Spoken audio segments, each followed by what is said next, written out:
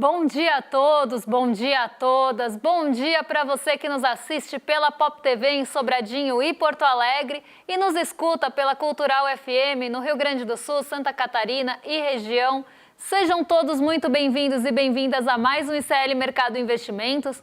Hoje assuntos espinhosos para a gente trazer aqui, porque a gente vai falar sobre dólar. Será que dá para especular com o dólar? Se você souber que o Donald Trump vai falar do tarifaço no fim do dia, será que alguém fez isso? Tem indícios, suspeitas que isso pode ter acontecido ou possa ter acontecido no mercado cambial, principalmente nos juros futuros, no dólar futuro, que a gente tem ali um monitoramento da B3 que a gente consegue acessar. Vamos descobrir? Vou contar para vocês, inclusive, quanto dá para ganhar, como se ganha.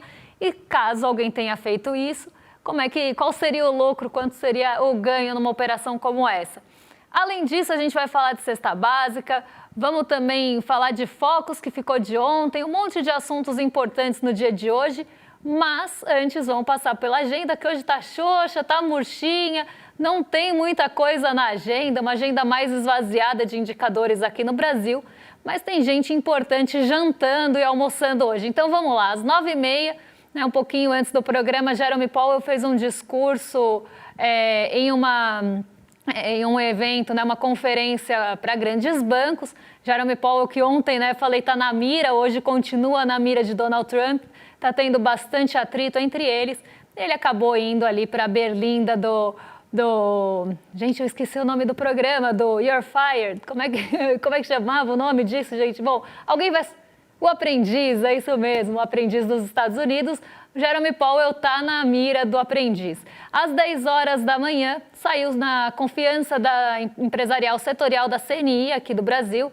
Então, um dado de média relevância, não é um dado que vai conduzir mercado, mas um dado importante para saber como é que está a confiança dos setores pela CNI. Mas não para por aí, porque a gente tem mais 2 eventos hoje, não tem muito indicador, como eu falei, a agenda está bem vazia.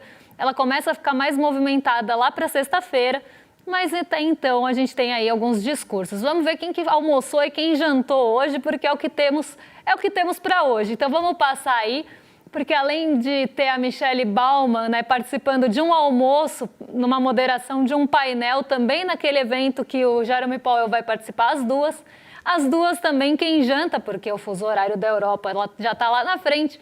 Quem janta é Christine Lagarde, num jantar informal com a presidente do Banco Europeu de Investimento. Então, a gente tem hoje um dia mais focado nessas falas, nesses discursos, principalmente do Jerome Powell, e especialmente porque ele está na mira do Donald Trump, tem todo esse atrito com o Fed, então toda a fala de dirigentes, diretores e presidentes do Fed vão ganhar mais repercussão, mais do que já se tem, vão ficar aí nos holofotes. E, além disso, a gente tem a Christine Lagarde hoje, presidente lá do Banco Central da Europa, do Banco da Europa, ela fala em um jantar informal, aqueles jantares que a gente sabe como é que é. Mas aqui, uma agenda bem esvaziada. Mas não por isso, não é porque a agenda está esvaziada no começo da semana que a Bolsa está parada. Muito pelo contrário. E o Diego já está lá na redação para contar para a gente como é que foi o dia de ontem. Diego, bom dia, como é que você está? Bom dia, Débora, muito bom dia para toda a nossa audiência, gostei do seu gancho, achei ele criativo. Enfim, muito bom dia aqui para os nossos queridíssimos telespectadores fiéis, Liz Longo, Gladys Garcia, Terezinha Rabelo, que estava sumida aqui do chat, muito feliz em te ver aqui, Terezinha, um abraço para você. Maria Helena, Valdeci Ferreira, Theo, enfim, André Bolzan, bom dia para todo mundo. Estou aqui com a camiseta com um recado importantíssimo para vocês. Camiseta aqui do ICL Eterno, dia 27/7, esse domingo às 8 horas da noite. Passando para lembrar. Mas, enfim, vamos para o nosso fechamento? Parece que a nossa bolsa finalmente reverteu o mau humor de sexta-feira e começou a semana de bem com a vida. O Ibovespa fechou a segundona com alta de 0,59% aos 134.166 pontos, recuperando parte das perdas da semana anterior. O avanço no dia de ontem foi impulsionado principalmente pelo salto de mais de 2% do minério de ferro. Essa alta do minério de ferro, de acordo com o nosso portal, se dá após o anúncio da construção da maior usina hidrelétrica do mundo na China. Com isso, empresas ligadas ao setor siderúrgico fizeram a festa no dia de ontem. Vale, CSN, Gerdau e Usiminas tiveram fortes altas no dia. O dólar, por sua vez, fechou com uma queda de 0,40%, cotado a R$ 5,56. No ano, a divisa já acumula uma baixa de quase 10%. Agora, falando de dólar, vamos para os Estados Unidos falar de bolsas de Nova York. As bolsas por lá fecharam sem uma direção única, mas com predominância, de fechamentos positivos. O S&P 500 e o Nasdaq fecharam no campo positivo, impulsionados pela Alphabet e outras grandes empresas. E, aliás, diga-se de passagem, registrando recordes no fechamento no dia de ontem. Já o Dow Jones teve uma queda, ainda que levíssima, praticamente no 0 a 0, de 0,04%. Débora? Ontem quem surfou aí uma onda grande foram as mineradoras e siderurgias. Não teve como, né? Foi um dia muito propício para mineração e siderurgia, então Vale, CSN, todas essas se beneficiaram do movimento vindo da China, não só pela construção da hidrelétrica, que vai ser uma construção enorme de muitos bilhões ali e que vai demandar uma infraestrutura, isso demanda minério de ferro, vai demandar os produtos aí de mineração e siderurgia, mas também por outras demandas vindas da China.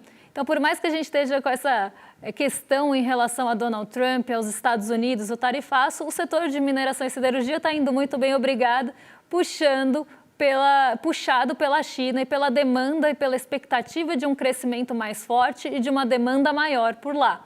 Então, a gente viu até esse descolamento. Claro que ontem foi um dia mais otimista de recuperação para todo mundo, mas o setor de mineração e siderurgia já vem surfando essa onda há algum tempo. Ontem a Vale chegou a subir 4%, não fechou nessa alta toda, mas teve um fôlego importante. Outra ação que descolou muito, né, só a título de curiosidade aí, foi a Fleury, que subiu mais de 14%, quase 15%, só ontem. E esses 15% aí puxados por uma especulação que vai ter compra pela Redditor, então isso fez com que a ação disparasse. Ela foi a maior alta ontem. Agora, o que está tirando o sono de muita gente, o que está deixando a pulga atrás da orelha ali, é a negociação de dólar no dia do tarifaço. E muita gente veio perguntar sobre isso porque está se falando muito do mercado à vista.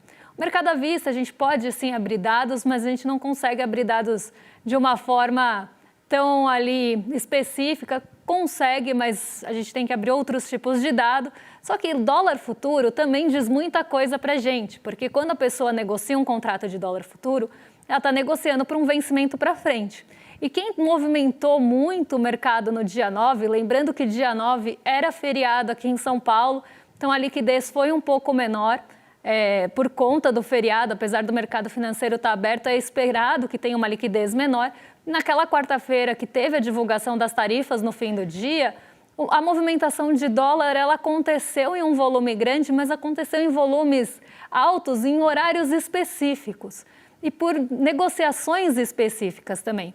Isso levanta um pouco de suspeita, porque o contrato de dólar, gente, ele é caro para você negociar. Um contrato de dólar, para vocês entenderem, ele vai ter um valor de 50 mil dólares, né, o lote que se negocia. Então, para você negociar, né, o contrato que é em base de 1.000, e eu já vou explicar isso para vocês, você precisa ter grana. E você ganha nessa movimentação. Quando uma pessoa entra comprando contrato de dólar futuro, é porque ela espera que no vencimento, aqui no caso agosto, que teve uma movimentação bastante grande na quarta-feira, ela espera que no futuro aquele dólar vai subir. E ela vai conseguir um ajuste positivo ao longo dos dias. Ela pode estar se protegendo de alguma coisa, ela tem um contrato lá no futuro, ela não pode que o dólar sobe, o dólar subir vai atrapalhar ela, pode ter um passivo em dólar. Então, isso tudo faz com que a pessoa busque proteção. Mas a gente sabe que o mercado futuro também é usado para especulação. E algumas coisas que a gente está investigando levantaram suspeita e deixaram a pulguinha atrás da orelha, mais do que aquele gráfico que está todo mundo vendo, do dólar subindo, dando uma esticada antes do horário, a gente também achou negociações atípicas no mercado de dólar futuro e de onde elas vieram e em que magnitude. E elas estão bem concentradas em praticamente 1 hora. Quase toda a movimentação, metade da movimentação do dia veio dessa 1 hora e de agentes específicos em tacada só, né? Então, uma pessoa que botou ali uma ordem de compra de dólar futuro numa tacada só, o que também levanta bastante suspeita, porque é muito dinheiro envolvido. Então, vamos entender como funciona esse contrato de dólar e como é que dá para ganhar com isso e quais são as suspeitas levantadas. Claro, a gente não pode afirmar nada aqui, porque a gente não tem todos os dados disponíveis na B3 também. Por exemplo, quantas operações estavam em aberto no dia anterior e quantas ainda ficaram no outro dia. Essas operações elas ainda estão abertas, elas foram liquidadas, elas estão sendo carregadas há algum tempo. Isso a gente não tem como ver, porque esse relatório não sai por participante. Mas a gente consegue ver que houve movimentação entre os dias e no dia 9 algumas movimentações bem esquisitas e a gente vai contar por que elas são esquisitas. Então vamos botar na tela primeiro como funciona o contrato de dólar futuro, né? Só para vocês entenderem, contrato de dólar futuro aqui a gente está falando do dólar cheio, porque tem o mini dólar, mas não foi esse que foi negociado, foi o dólar cheio, e negocia dólar cheio quem tem dinheiro, quem tem bala na agulha. Então aqui a gente está falando desse dólar, o objeto de negociação aqui é taxa de câmbio em reais por $1.000. Então por que a gente fala que o contrato vale R$ 5.490? É porque você espera que $1.000 tenham esse preço lá no futuro. Tá? Então você não está negociando $1, você está negociando $1.000. Por isso que é sempre em milhares a cotação do dólar futuro. Cada contrato representa $50 mil, como eu falei, precisa ter dinheiro para negociar. Por mais que você não vá desembolsar, porque você vai liquidar antes, tem ajuste diário, você precisa ter muita margem e você precisa ser muito grande para conseguir negociar um contrato desses. Então, imagina mais contratos. Normalmente, em dias normais, dias mais típicos, tem os operadores institucionais, as corretoras que operam para mercados institucionais, fundos, né, em grandes corporações, que são os investidores institucionais que movimentam mais dólar. Só que normalmente a gente vê ali 5, 10, 20 contratos, não tem uma movimentação tão grande de um único agente de uma vez só. Às vezes aparecem umas movimentações mais atípicas, tipo 1.000, 5.000, mas elas acabam sendo um pouco pontuais e desses investidores, desses negociadores institucionais que são conhecidos por isso. Mas algumas coisas também começaram a ficar estranhas nessa toada. Então vamos lá.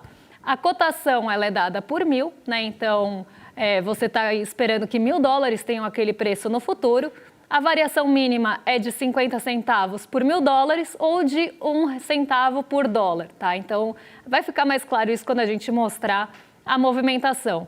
E a cada R$1 de valorização, R$50 por contrato. A liquidação é financeira, ninguém vai lá entregar dólar de verdade e o ajuste é diário. Então fechou o dia, você sofre o ajuste daquela posição que você está carregando, positiva ou negativa. Então, todo dia você tem ajustes diários ali. Vamos seguir para entender o que aconteceu no dia 9, porque aconteceram coisas estranhas, tá? Aqui são as negociações de contrato por minuto, tá? Então, a gente está vendo todos os minutos do dia. Até se quiserem deixar em tela cheia para o pessoal de casa ver um pouquinho melhor, no gráfico a gente tem de 20 em 20 minutos aqui, né? 21 em 21 na verdade, mas a gente está vendo por minuto. Dá um certo momento, que é ali às 11h38 da manhã, antes da divulgação da tarifa para o Brasil, que alguém, né, ou alguéms, negociam 10 mil contratos. E aí achei isso muito esquisito e fui ver. Será que foram 10 mil contratos negociados por uma pessoa só? Ou será que foram 10 mil contratos negociados por vários agentes nesse horário? Fui ver e é uma operação só. Alguém operou 10 mil contratos, mas não para por aí, porque quando a gente estende um pouquinho ali antes da 1h, a gente também vê que batem 4 mil contratos, 5 mil contratos, até as 2h30 você tem várias negociações de pico. Aqui, no final do dia, depois das 4 horas, já tinha tido anúncio de tarifaço, então é normal que isso aconteça. Mas aqui, antes, né, daqui para trás, não tinha tido negociação, anúncio de tarifaço ainda. Então, as negociações, em tese, teriam sido feitas no escuro. Mas a gente tem algumas altas pontuais. E aí eu fui ver a mesma coisa. Será que essas altas de negociação foram feitas por vários agentes ou por um agente só? E todas elas foram a mesma operação. Então, uma pessoa, uma operação, não é uma pessoa, pode ser um institucional, né, um investidor institucional, comprou 10 mil contratos praticamente de dólar. Foram 880, tá? Então, a pessoa foi lá e comprou 9.880 contratos de dólar de uma vez só. Depois passa um pouquinho, né, lá pelo meio-dia, vários agentes, uns 3 agentes diferentes, em 3 compras, compram ali em torno de 4, 5 mil contratos também de uma vez só. Então, uma pessoa que está fazendo isso, ou um investidor, ou uma casa que está fazendo isso, ela está acreditando numa direção, ela está acreditando que o dólar vai subir pelo menos até agosto, né? Então, até agosto, essas altas do dólar vão ser frequentes e que vão ser substanciais para ela ganhar com o contrato de dólar. Só que ela não precisa levar essa posição até agosto. Ela pode fazer a operação contrária e encerrar a posição. E aí eu vou fazer também advogado do diabo para a gente pensar em todas as possibilidades. Tem a possibilidade, como a gente está falando de um investidor institucional, e o mais interessante, em todas essas negociações, a corretora, o código da corretora que compra, é o mesmo código da corretora que vende. Então, é como se fosse uma operação dentro da própria corretora. E aí sim vou fazer a advogada do diabo. Pode ser que a corretora esteja vendendo para uma mesa, então é uma operação interna da corretora? Pode ser. Pode ser que seja um cliente da própria corretora vendendo para outro cliente da própria corretora? Pode ser. Pensando em um investimento, né, um investidor institucional, pode ser ali uma coisa de só transferência de mesa, de risco? Pode ser também. Mas é bastante curioso que essas operações muito grandes tenham vendas todas ali na faixa de 1 hora, praticamente, e até movimentações mais atípicas, porque 10 mil contratos não é toda vez que a gente vê uma corretora negociando. Pode ser que fosse para encerrar uma posição, tudo isso pode ser também. Mas o que levanta a suspeita é que todas essas negociações foram feitas numa faixa estreita em um dia que ia ter um anúncio importante. E ninguém vai entrar num contrato de dólar podendo perder, porque ao mesmo tempo que você pode ganhar muito dinheiro, que você pode ganhar 20 milhões num dia, você pode perder esses 20 milhões. Então, a pessoa entrou com muita convicção de que o dólar poderia subir naquele dia. Eu acho que esse é o ponto, né? E aí levanta-se a suspeita de que poderia ter sido algum caso de vazamento de alguma informação que seria anunciada no tarifaço e essas pessoas correram na frente, se posicionaram sabendo que o dólar ia dar uma esticada no fim do dia e poderiam zerar a posição no mesmo dia.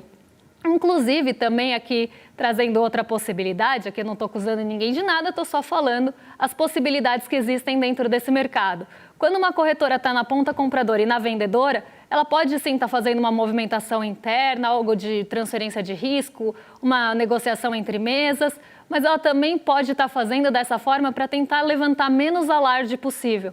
Então, ela entra comprando e vendendo, e aí ela não levanta tanto alarde no mercado. E isso suaviza um pouco o movimento. Então, né, pode ter sido uma forma de se posicionar sem levantar muita suspeita, sem causar muito alarme.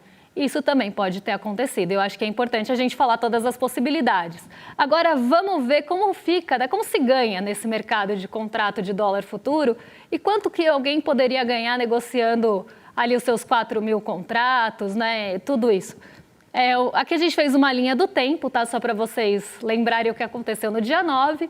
O mercado abriu um pouco mais calmo, era feriado aqui em São Paulo, então um dia esperado de baixa liquidez e baixo volume de negociação, o que também levanta um pouco mais de suspeita, o que também traz ali um ponto de que pode ser um dia de baixa liquidez e que essas movimentações poderiam, inclusive, mexer mais com o mercado.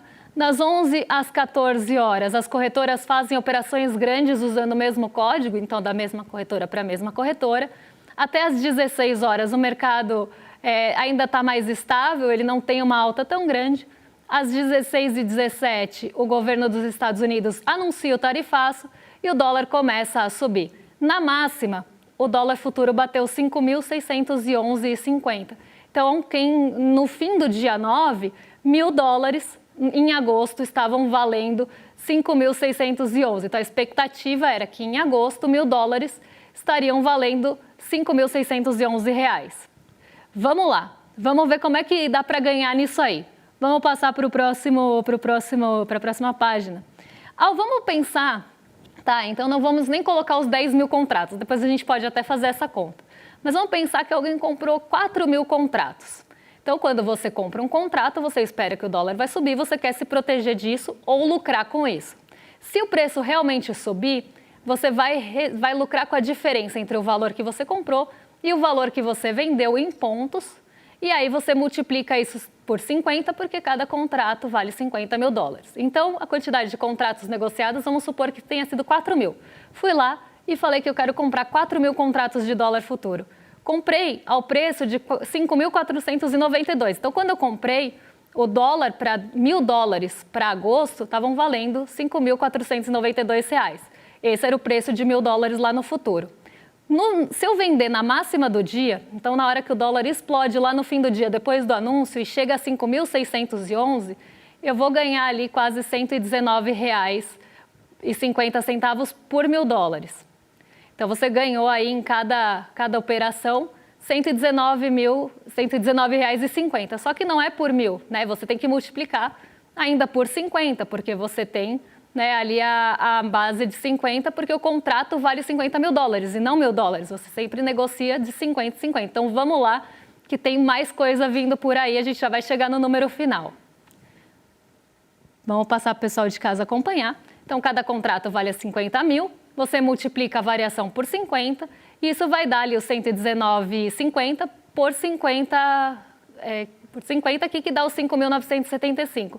Só que a pessoa não negociou um contrato, nem 5, nem 10. Ela negociou 4 mil contratos. No final, ela vai ganhar ali em torno de R$23.900 só nessa operação de um dia, se posicionando antes e vendendo depois do tarifaço. Se a gente pensar em 9.880 contratos, isso dá mais ou menos 59 milhões, tá? Então, já sobe bastante. Aqui o que eu estou querendo mostrar para vocês é que pode ter sido uma coisa interna das próprias corretoras, algum ajuste, alguma coisa de transferência de risco entre mesas, as próprias mesas negociando entre si. Pode ser algo de tesouraria? Sim, pode. Normalmente é o que é quando a gente tem operações muito grandes com o mesmo código de operação.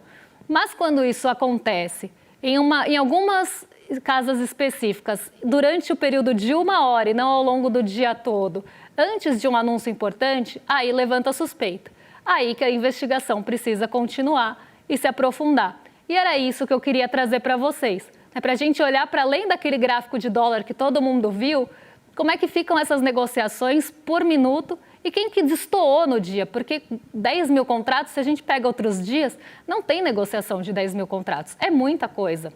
10 mil contratos de dólar, né, aqui 9.980, 9.880, mas eu estou aqui só arredondando para vocês, se cada um vale 50 mil dólares, é quase meio bi de dólar. Você tem que ser muito grande para negociar uma coisa dessa. E tem que ter muita certeza para você colocar em risco uma oscilação que, se der errado, vai te custar 23,59 milhões.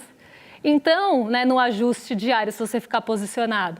Então, aqui você precisa ter muita certeza para entrar nessa quantidade, com essa força, com o mesmo código ali para tentar não levantar suspeita e tentar ganhar nessa movimentação. Então, é aí que a suspeita começa. Se fosse um dia comum, uma operação de 4 mil, não levantaria tanta suspeita. Mas em um dia de anúncio importante, em um dia, né, que tem suspeita de vazamento de informação e de informação privilegiada, isso precisa ser olhado de perto. E por isso que eu trouxe para vocês e expliquei como funciona essa mecânica para entender quanto se ganha numa operação dessa, inclusive. Agora eu vou mandar lá para a redação para Diego rapidinho contar para a gente como ficou o Focus ontem, porque nosso programa já está chegando ao final.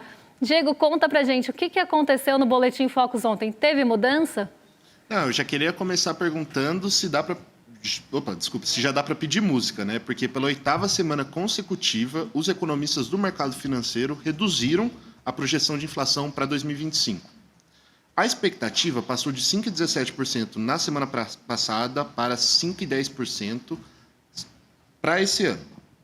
As projeções da inflação para 2026 também reduziram, agora de 4,50% para 4,45%. Mas o garoto de recados do mercado financeiro também mostrou uma queda, ainda que bem de levinho, na projeção do PIB do ano que vem, que foi de 1,89% para 1,88%. Agora, as projeções para a Selic foram mantidas em 15% para 2025, em 12,5% para o ano que vem, e o câmbio, assim como a Selic, não teve nenhuma alteração nas suas projeções. A previsão para 2025 se manteve também em R$ 5,65, e para 2026 ficou em R$ 5,70. Débora, será que você tem apenas um minutinho para falar o que a gente pode observar com esse Focus? Vamos falar aqui rapidinho, né? Porque o programa já está chegando no final. Mas mais uma vez, aqui mais uma semana, a gente teve queda na expectativa de inflação para os 2 anos.